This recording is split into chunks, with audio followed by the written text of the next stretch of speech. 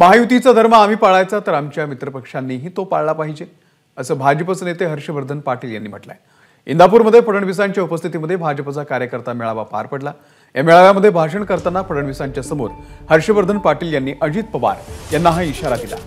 इंदापूरच्या भाजपचं पालकत्व आता फडणवीस यांनीच घ्यावं असं साकडं देखील पाटील यांनी फडणवीसांना घातलंय। महायुती महाराष्ट्रामध्ये आहे, महायुती झाली, वरिष्ठांनी निर्णय घेतला। आज सगळ्या लोकांची अपेक्षा एवढीच आहे की महायुतीचा धर्म आम्ही पाळायचा तर महायुतीचा धर्म आपल्या मित्र पक्षांनी सुद्धा पाळला पाहिजे, ही साधी माफक अपेक्षा आहे। एकतर साहेब गावगावच्या कार्यकर्त्यांच्या विकास कामाला साहेब निधी मिळत नाही। गावगावच्या कार्यकर्त्यामध्ये 50% पेक्षा अधिक ग्रामपंचायती सभा भारतीय जनता पक्षाच्या आहेत।